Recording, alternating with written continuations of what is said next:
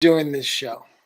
I love doing this midweek show.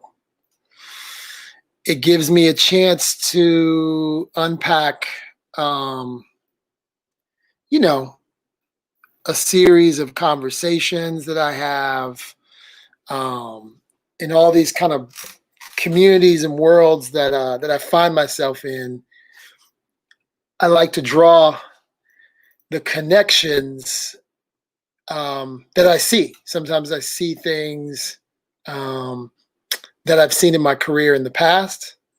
Sometimes I see things, sometimes I see things in business that I've seen before in other industries. So I've worked in, the music business, I've worked in advertising, I've worked in, technology, all the forms of technology, all the revisions of technology, Web 1.0, Web 2.0, Web 3.0, social media, early influencers. So, a lot of what I bring on this Wednesday show is really designed to start to distill these conversations that I have with incredible people. I do it for an hour on Wednesdays. This is the first time. Welcome. I'm intentionally agendaless because I'm trying to. This is actually like this is my lab. This is where the work gets done, and so a lot of the time is me processing some of the killer insights that I pick up. Last week, if you guys had a chance to see it, we produced 3 days of content. We produced Culture and Code Festival Summit. The first day we covered Dubai, and we did an incredible session with leaders and entrepreneurs and folks in government in Dubai.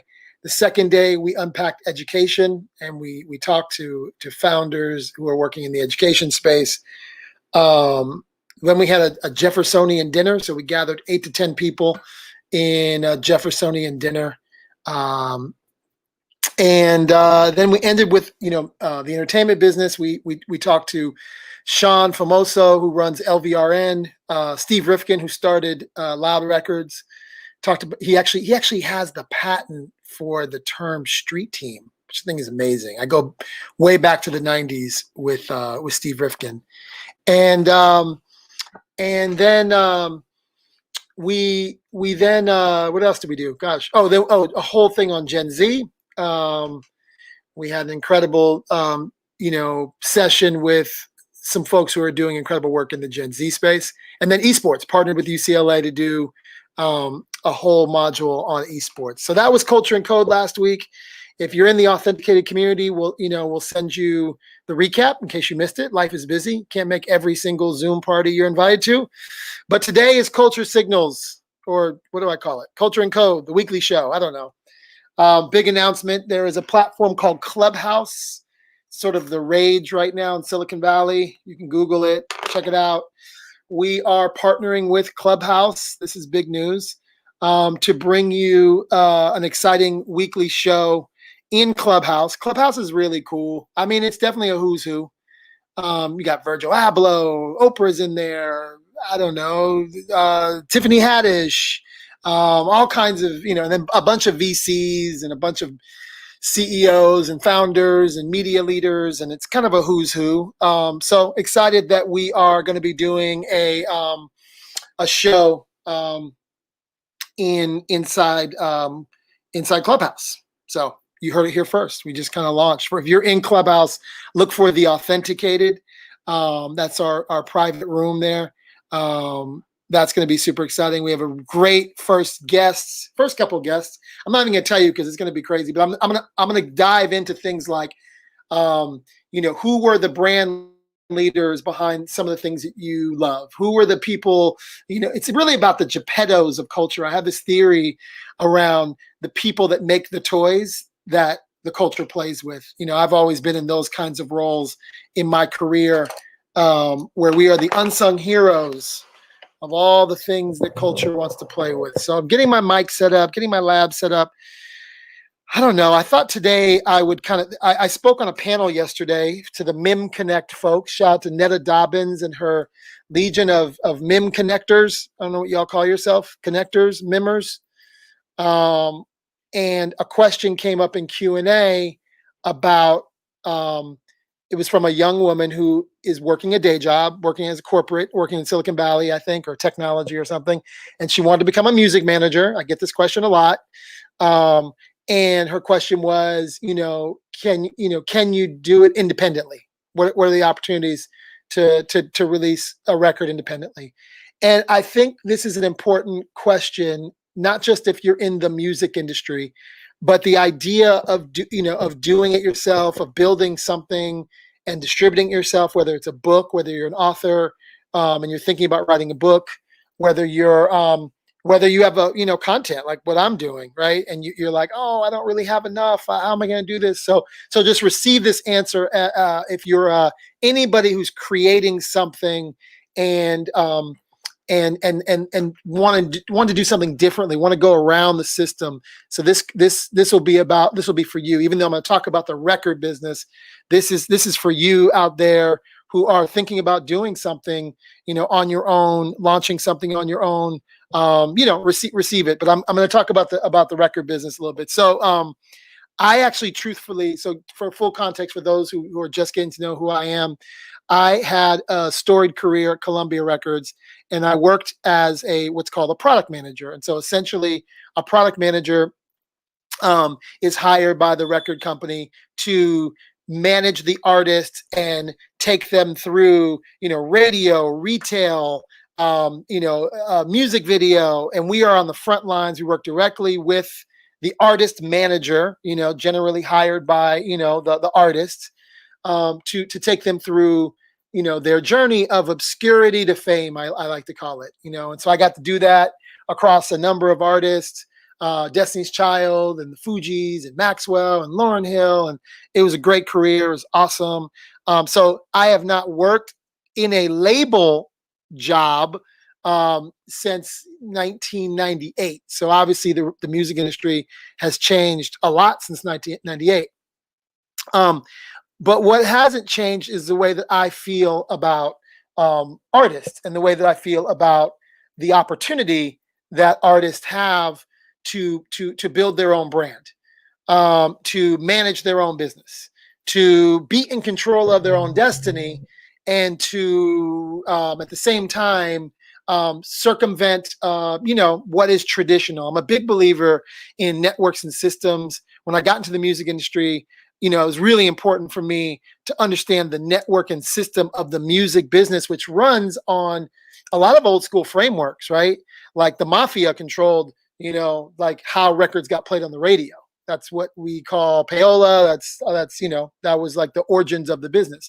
What also has controlled, in particular for Black music, is sort of this idea that I have to be signed to a major record label. I have to fall into the system of like how major artists do it, and then so what happens is, and I'll just be honest with you, in particular in Black music, we get seduced by the trappings of a business, and it then makes it very difficult for artists to see themselves in an independent role. And I'm not arguing that like some artists need record labels, and they do, especially artists that are capital intensive artists, that are pop music artists. But when I was at Columbia Records, I remember sitting there and going, man, like, at some point when this thing called the internet, mind you, I'm working at a record label in 1995 to 1998, 99, in the beginning of Napster. I'm also like a Napster hacker at this point, because I'm like you, I'm on LimeWire and moving files, and like I'm early tech, right? And I always thought, wow, like you could really do this, on your own, which is a preposterous thought back then. Like, oh my gosh, like do it on your own. You can't get distribution. You can't get into Warehouse and Tower Records at the time, all the retailers that we had, right?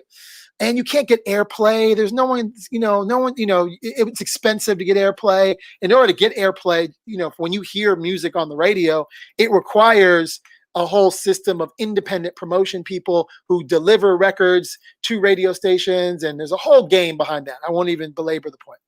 So I think back then I still was like, man, there's going to be a day when you can really do this on your own, right? And then obviously the internet has its moment, social media has its moment, and here we are. And so when that question came up in the panel yesterday, I thought the timing was really interesting, because if you look at what Drake is, and I'm not totally plugged into what's going on with the whole Drake thing. I need to hit my boy Dan Runcie from Trapital, because he writes about it. By the way, you should totally read Trapital. My young G, Dan Runcie, does an incredible job with a lot. I don't know where he finds the time to do all this stuff, but he literally will break down, why Tyler the Creator's brand is amazing, or like what is going on with, Megan Thee Stallion. But he does it from a very business analyst point of view. Dan Runcie, Trapital, great guy. So I haven't read any of the latest. I'm quite frankly, I'm like, I'm really busy with my own stuff, but I've been watching the rumblings and hearing the rumblings about Drake wanting to do an independent thing, and I love it. And I think he is, and if he is doing something independently, he sends a market signal to the market about being able to do it, being able to own your audience, being able to do things on your own. I did spend a little bit of time watching his latest video, which I think is incredible. Shot on the Nike campus. Shout out to all my Nike people out there who are former Nike people out there. Most of my people are former Nike people, actually. I don't know if I have any current Nike people anymore, but shout out to so much time that I got to spend on that campus. And, it was incredible. There's so many like little Easter eggs in that video that you have to check out. I love the ode to the employee store. If you've ever had the opportunity to go to Beaverton and visit the Nike campus, there's this phenomenon called the employee store. And if you get one of these passes from one of your employee friends, you get to go into this amazing Nike store and buy sneakers that are like half off. And I would go in there and bring $500 and I'd have sneakers for the rest of the year. It was just amazing. I'd have gear for the rest of the year at half the price that regular consumers pay for Nike goods. And it was fun. And the fact that he went into the employee store was just an incredible, kind of head nod to the experience of visiting Nike's campus. And it was an amazing time. And Nike was one of my bigger clients when I had my agency. So I think the question was asked, to me, by the young woman, can you do it independently? Absolutely. And I think it leads to something that I've been talking about for a while. In probably week 2 or week 3 of the pandemic, I held a dinner with music managers, Hollywood managers. I even had Carmelo's manager, right-hand business person, Carmelo Anthony, plays in the NBA. So then I had TikTok managers. So I had an assembly of folks that represent the talent across sports, media, business. And I did that on purpose because I remember looking at like week 3 of pandemic and going, wow, if you're an artist manager right now, you really got to hustle, because your artists, have lost a significant amount of revenue. And I don't know, from week 3 of the pandemic, I knew we were going to be in this situation for a minute. I never had any delusions that like things were going to get better. And if you look at the prognosis for touring in this country for artists, it's 2020, late 2021 into 2022. And the reality is the business and the experience for a concert goer will not be the same. That's just the reality. I'm involved in a couple other deals right now that are hacking this a little bit. But, it's a wrap. Like, it's a wrap. So, I think you guys all know this. And, or at least you're coming to the realization that, touring and going to shows as we know it will change. So I having lots of friends, having celebrity friends, having artist friends, who depend on touring. Growing up in the business, I grew up in the business. Knowing all of that, I gathered managers, and I think we have some things that are coming at a head. We have music managers who, honestly, some of them, some of y'all, if you're watching, have skated through and relied on the fact that your artists, you know, choose to not be involved in the business, in parts of the business, because they've relinquished, parts of the bit of their business to you, the artist manager, or to them, the artist managers. And so you've been fortunate enough to kind of like move around and like take that responsibility of things that artists, have kind of given to you for your 20%, for your 15%, whatever your percentage is. And so you have that phenomenon, which I never really loved, and I'll get back to that. I never loved that, like, the artists are just like, you go deal with all this stuff, even to the point that, like, back in the day, like, artists wouldn't even pay their bills, right? They would have, like, Bert Padell, who was like a famous accountant, would like pay people's bills. And unfortunately, we see where that landed a lot of artists, a lot of athletes. When you have somebody paying your bills, like, you don't know where all the bills go. You don't know what's being paid, what's not being paid. And we saw countless stories of, accountants and business managers that that took athletes and artists for rides. Didn't tell them, that they had made investments. They weren't involved. So that's why I get so excited about today's generation of athletes. For instance, I do a lot of work with athletes who are like, no, I'm going to be involved. I'm going to be, I'm going to look at deals. I'm going to look at my career. I'm more than an athlete, right? That more than an athlete phenomenon that LeBron has coined, it's kind of coined. Sorry, I have like crazy stuff going on in my throat. By the way, shout out to LA. It's so hot in LA right now. And like, I'm literally on like the water and I'm hot. So if you're downtown, Culver City, Hollywood, it's hella hot. And it's hot. It's hot out here on the PCH side. So I know it's hot in the city. By the way, I don't cross the 405 for you LA people. Literally been straight up on quarantine since March. So call me crazy, man. Call me responsible. But I don't really go out. So this is where this is my lab. This is what I do. So if you take the phenomenon of, more than an athlete, which LeBron has sort of brought to the forefront, and you bring that to the music side, that's kind of what Drake is doing, right? He's like, you know what? I'm more than just a music artist. I'm a businessman. It's what, Jay-Z, I'm a businessman, right? And you start to see trends. Will Smith, I'm going to go to Hollywood. I'm a businessman, and I think that's for artists. So my answer to this young woman was, you hopefully are thinking about this through a new lens as an artist manager, and you would want your artists to actually be involved in the process. Like, if I was going to decide to manage an artist, I'd be managing artists that at least met me a quarter of the way of understanding the business. Doesn't mean you have to totally, but you need to know about the business. And if you're an artist, you need to understand the business, because I think it'll even make you a better creative. So that's one part. The second part is, I just don't know if I was an artist, if I would just give that to a record label. Like, I'm not exactly sure what a record label can do that you can't do.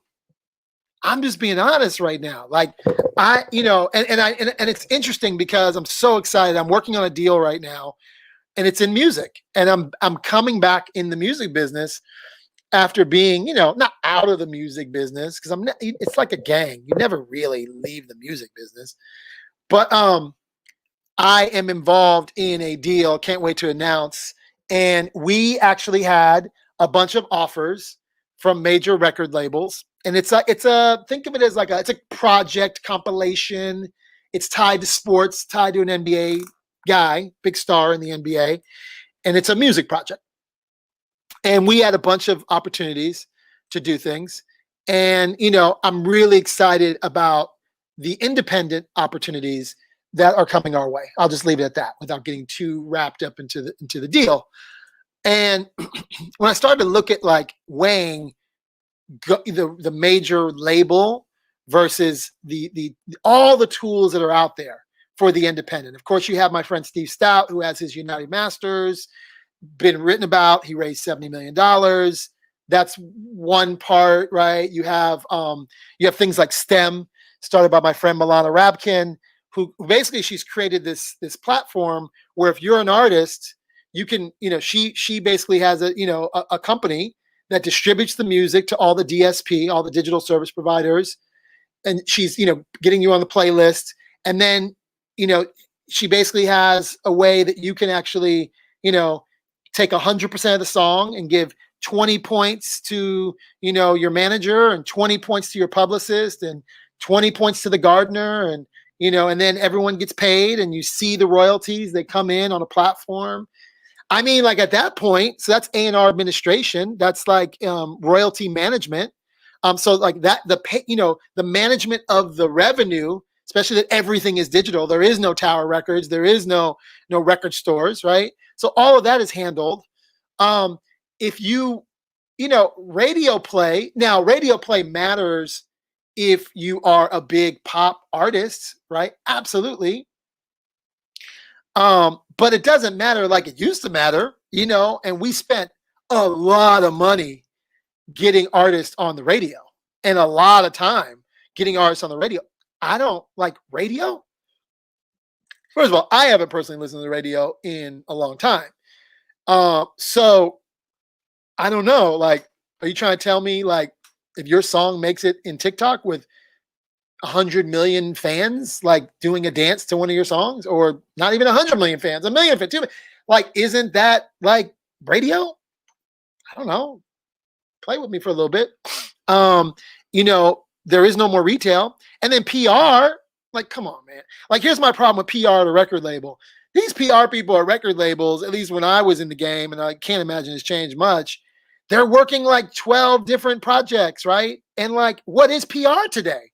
Right? Like the idea of getting it in long lead press or long lead publications or magazines, that's a wrap. There are no real magazines like that. So then PR, which we call as earned media, if you guys are out there and you want to learn about media, there's earned media, owned media, and paid media. Earned media is PR, right? So in the earned media space, like if I go on Clubhouse tonight and I'm in a room full of influencers and I have a new artist and we're talking about there's just so many ways to hack the PR game. And by the way, PR was an industry that needed hacking anyway. So that part is up for grabs. Then you take, what are the other components you would need? So you have radio, you have retail, you have PR, you have creative and marketing. I'm advising, a young woman who has an entire legion of Gen Z content producers on college campuses around the country. Shout out to Kelsey Davis and the Collective and her company. She's in Techstars LA, a young entrepreneur that went to Syracuse, who's here in LA doing, like, I would go to Kelsey and just have her run it through her college network of content creators. The net is like, I don't really know why you would go to a record label except for the prestige of being in a record label. It's not like if you know your music and you know what you want to say to the world. Now, the problem is in this theory, the flaw in the theory is, most artists just, they define their success by being signed to a major record label. They don't think that they are, it's like a self-worth thing. You don't think you really make, it's just like the NBA. Like if you were just playing, if you didn't make it to the NBA, which is understandable. The NBA is where the best people play. That's a little different, I guess. Bad analogy. But in the music business, I don't really understand why you would even do, not for everybody, but most artists, like, it's like my son. My son was a music business major at University of Miami when he first got there. And I was like, Elijah, you know more about the music business than these damn professors. You know what I mean? Like, what are they going to teach you that your generation doesn't know? Like, you understand, merchandise. Like these kids, these groups, Tyler the Creator or J. Cole, or they're moving or they used to move $100,000 worth of merchandising before the show even started, through like their tribe, through understanding your community. The music industry doesn't know anything that you don't know. And the damn professor at University of Miami, who hasn't had a real job in the music business in 10 years, definitely didn't know more than you did. So I told him to get out of that major. Like, that's not, why are you even doing that? So all of this leads to just these theories I have on do it yourself. And, the reality is, I don't know if every artist is up for it. They seem to think that taking the money from the record label, which, by the way, you pay back at a 2-to-1, 3-to-1 sometimes, because there's a lot of funny accounting that goes on in record labels. You think that you have to do this. You have to, especially for Black artists. And I'm just going to speak directly to Black creators, Black artists, Black creators. Let me just speak to you, African-American creators, who tend to think that the white man's ice is colder. The white man's ice is not colder.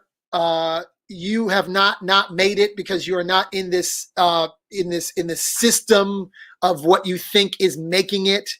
And so don't ever listen to anything in your head or even on the outside that tells you that you have to do that because you haven't made it. That trick has gotten so many of our Black artists caught up in a network, in a system that has failed them for years. That's why athletes and artists move their money to money managers that end up taking their money. That's why artists have become clients of managers that have failed them, years and years and years and years and years of managers and failed them. And don't even get me started on the CAA, William Morris, and all that whole concoction of BS. It's a game. I'm not saying, by the way, this is not me saying that every white manager, every white business manager is crooked and horrible. It's a mentality that I have not made it unless I am like rolling with this entity, right? Build your own team. How about that? That's a better way to say it for some of you white people right now who are getting all squirmy in your seat. What I'm trying to say is build it on your own. Build it the way LeBron built it. LeBron said, fuck it. You know what I'm going to do? I'm going to get my boys that I trust, and I'm going to put them in the system. And I'm going to put them in the system so they go intern at Nike. They go spend time with Steve Stout. They go get the game. Go get the game. So if I was an artist, I told this to an artist recently, about a year ago. Her name is Anastasia. I said, your PR person, you don't need to wait till you get to the record label and get the deal. Your PR person might be one of your fans. She has a very loyal fan base. Build your squad within your team. Look at what LeBron did. He took his homies and made them his management company, and they're like the biggest agents in the game right now. But he built the infrastructure. It never goes out of style. It's never old. I'm trying to do the same thing in my own business. You got to do the same thing if you're an artist. Build your infrastructure, because essentially what you're doing when you're going to a record label is you're paying 2-to-1, 3-to-1 on infrastructure that you don't need. You think you need it, but you don't need it. And that's why this sermon, if you would, is not just for the music artist. It's for those of you building things, and you think that you are dependent on infrastructure that you don't need. So then you take bad deals. And that goes for you, the startup founder, that might take money from a VC because you think they have something that you can't do. And in certain cases they do. Maybe it's relationships. How much do you want to pay for that? In many ways, when I worked at Columbia Records, Sony Music is like the equivalent of the venture capitalist. Basically, they're going to give you some money to partner with you on the album, to take a lion's share, right? I hope you guys have read the stories of when we used to sell records out of a $15 CD, when it's all said and done, when you pay back all of the recoupable expenses, man, the artist come on, man. And then you, the artist, just saw this as this ever green bank, so you want to bring your entire, crew with you on the road, and everyone's got a master suite and flies first class. Like, yeah, sure, we would finance that, absolutely, and then we just make it all back. So anyway, this rant is really dedicated to um, all founders of all colors, of all shapes, of all sizes. And my wish and my hope and my desire is that the music artist today sees themselves as a startup founder. They see themselves as the same way that I see myself. I got to run a business. There are parts of my business I am terrible at. I am not the person that should be running my books. So I'm going to bring somebody in to run the books. But I'm not just going to totally hand it over. You know what I'm saying? I'm not gonna I'm gonna look at my numbers. I'm gonna know my numbers. And so if you are an artist, you're an athlete that dunks on somebody, you gotta like look at your numbers. How are you gonna just let somebody just have your numbers? That was the part that working in the music business drove me crazy, man. Like, I mean, literally, there would be like, I would have a spreadsheet, which was the budget, right? And I controlled the budget that you, the artist, and then like sometimes people will be putting numbers in, and I'm young, I don't really know what's going on. Like, and like, where did that number come from? Well, that number, you know what I'm saying? Like, know your numbers, y'all. You know what I'm saying? Know your business. You ain't got to be the expert, but know your numbers. So really, to me, the message the message I want to deliver, again, for Black, white, yellow, Puerto Rican, and Haitian, that's a shout out to all my B-boys and B-girls out there, is that the modern day artist, the modern day athlete, the modern day artisan, the modern day creator, a couple things. Doing the deal at Disney or Nickelodeon, doing the deal with Def Jam or whoever today, it doesn't make you. You know what I'm saying? Like, it doesn't, like, it's cool, but like, you still got to work, right? And a lot of times we derive our self-worth on making it as achieving that thing, right? And independence, you can't, it's not as sexy. That's the reality, is the independent route is not that sexy. Let's just call it what it is. My cousin is in a group called Blackalicious. Shout out to Xavier. And Xavier, man, I'm so proud of this guy. He's always done it independent. Always done it independent. He had one major record label, but when he was independent, he was like making like $8 a record, let's say. I don't know how much he was making a lot more than the artist that signed to a major label. And Xavier lived a very comfortable life. And Xavier and his partners were very smart on how they built a business. And he built a business that he can sustain and eat. He built studios in the Bay Area. He went out and bought like publishing catalog. And then when he got a major record deal, like he did one deal and it drove all of his catalog up. It was great. The best thing, I remember this happened a few years ago. Daniel Radcliffe of Harry Potter fame jumped on Jimmy Fallon's show and rapped all the lyrics to one of Blackalicious's big hits. It's called the Alphabet Rap. I think it's called the Alphabet Song. And Daniel Radcliffe went on Jimmy Fallon and like did the entire, with the Roots band in the background, the entire Gift of Gab, Blackalicious Alphabet Rap song. I probably am tearing up the title. Go check it out on YouTube for yourself. And it got like 40 million views, and like it drove his catalog all the way up, right? It's amazing because he was independent. He was able to benefit from the IP. He was able to benefit from the growth of the IP. And so I don't know, call me a major label hater. It is like, I guess for me, like, I feel like my generation was the last of the generations that you would entrust your IP to. After the 90s, the record label went to this thing where he started offering these 360 deals where like they would handle your, for a percentage, they would take your touring, your brand deals. I don't know. There's a whole concoction of shit they put together.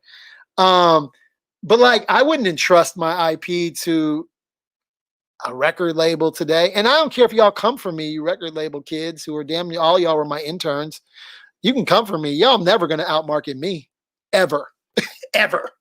You know what I'm saying? Like, so if I was a music manager, there's no record label that's going to out market me, because you guys don't market like that. You market cookie cutter. Like, you basically take a Word document and you go, oh, that word, and then you're like chasing the hit. You're chasing the single. Like, I didn't have I couldn't afford to chase radio. We had to like market Maxwell. We had to market the Fugees. We had to market, these things, because we didn't have the luxury of radio play, because guess what? They didn't really value Black artists back then. And we had to work really, really hard to actually do that. And so, so anyway, when people ask me those questions, I call me old school. I know I come from a different generation. I sound like the old guy in the club, like, back in my day. But honestly, I think back in my day is having a return. I think the way that we thought about the music business is coming back. I think the way that we thought about business is coming back. I think the way that we actually hustled in the 90s is coming back. And that's what I want to preserve. And those are the stories that I'm going to be telling in my new deal with Clubhouse. Super excited. I have something really excited. But that's what we did last week at Culture and Code. Culture and Code, I brought on my friend Steve Rifkin. Steve Rifkin started Loud Records. Loud Records signed Wu-Tang Clan and Fat Joe and the Alcoholics. But most importantly, what I love about Steve Rifkin's story is Steve Rifkin also built the first ever street teams. He was the first to build basically legions of young soldiers on the ground in cities that went out and put up posters. Guess what street teams are today? It's called the internet, folks. It's called, it's all here. Like, that idea of street teams. He goes on from marketing records, Steve Rifkin does, to actually marketing brands and working with Nike and HBO. And he took the street team philosophy and made it the Steve Rifkin Company and built an entire marketing company and made millions of dollars. They had like they had a record label and a marketing company. Like, we were the original lean startups. We were the hip hop community. We're the ones that built all these things, right? Fashion brands and all kinds of things. So I say all that again, not to be the old guy in the club, not to be the guy going, remember the touchdowns I throw? Because I hate that, by the way. I am not that dude. I actually I actually had all of my gold and platinum plaques, like those, those plaques you get. They were, when you work in the music industry, I had several of them. They were stolen from a car that I had in Atlanta one time. Shout out to the people in Atlanta running around with the Fugees triple platinum plaque with James Andrews' name on it. But I remember going, man, I was bummed, because those are like the NASCAR trophies when you work in the music industry, and you work really hard to get those trophies. You know what I mean?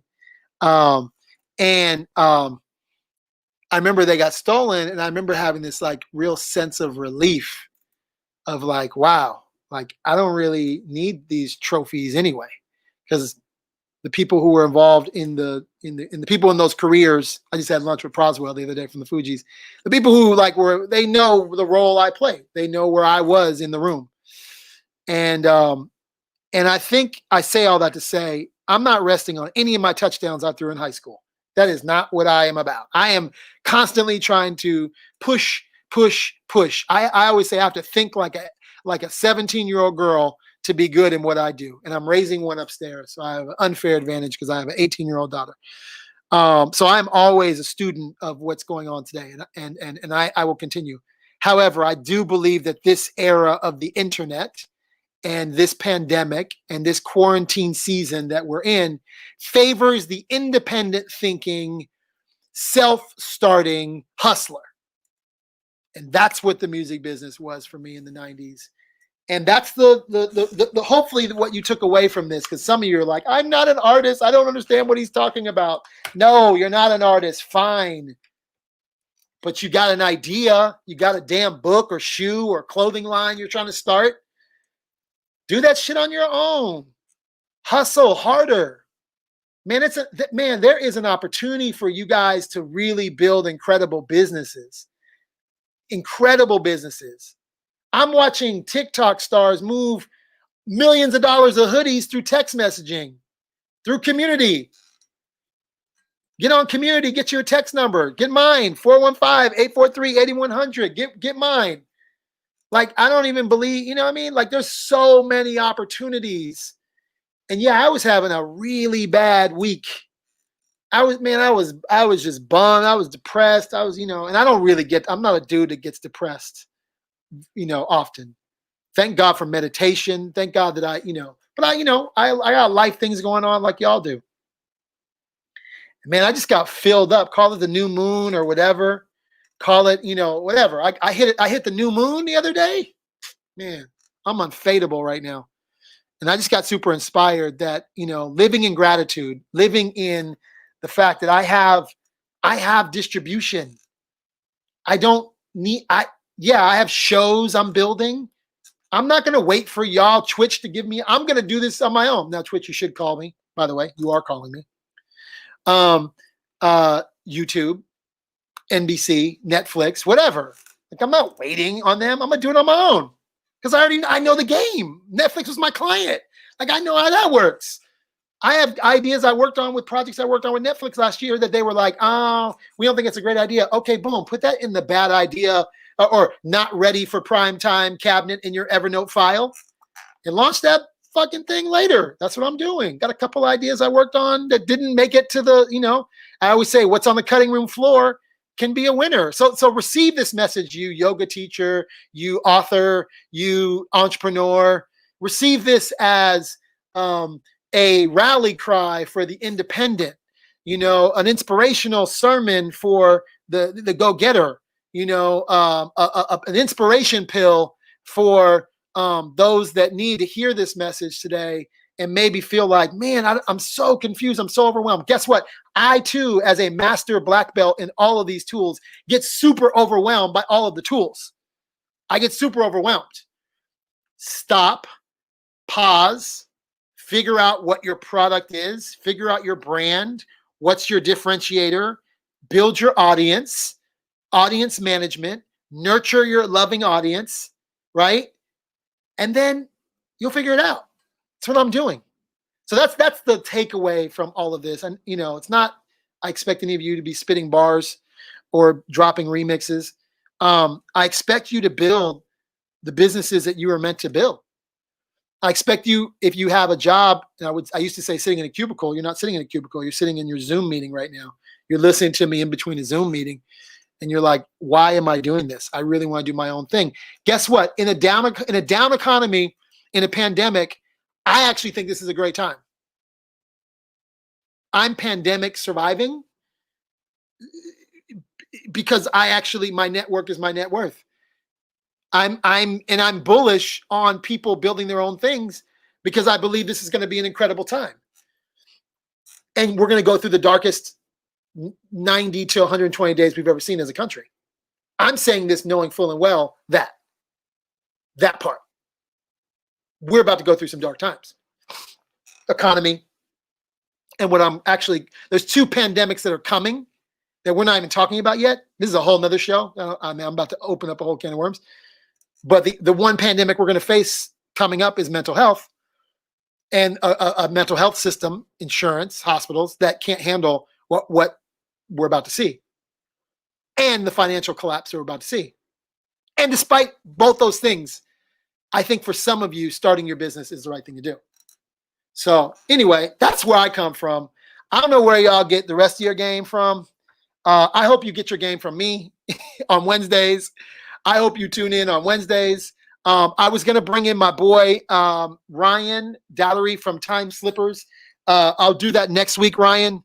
Time Slippers, by the way, because I barely wear pants. I'm wearing shorts. Don't get scared. But I don't even wear pants. But I definitely don't wear a lot of socks and shoes. And so shout out to Time Slippers because these are not just the most comfortable ones, but when I do, this is a slipper. I know you're like, what? It's a slipper. It's a slipper. It's like a house slipper, but it looks like a shoe. And sometimes I just run to the store and I'm like, oh, I'm in my slippers because they look like shoes. So Time Slippers, Ryan Dallery, we're doing some work with him. We work with phenomenal entrepreneurs. I shout out a few of them. I work as an advisor to a bunch of great startups. We are not investing capital on our own for those of you, but we do have a network of angel investors. We have a actual platform, a membership community. We're always looking for new members. We're actually in the middle of recruiting new members. It's a paid community. We have our own app. We do our own like dinners and summits and stuff. That's what last week was about. Text me if you're interested in more. It's called the Authenticated. Doing something really cool on Clubhouse that's coming up. And it's really, really exciting. Clubhouse is incredible. We're going to do a lot of this kind of stuff on Clubhouse. Text me 415-843-8100 if this is interesting to you. Hopefully you got something. I look a little shiny today. Man, I should have done a little something. I did shave though, but I was supposed to go on a walk. I was supposed to be working out. That's why. But I always look like I'm about to go work out because I just like keep myself in go workout mode.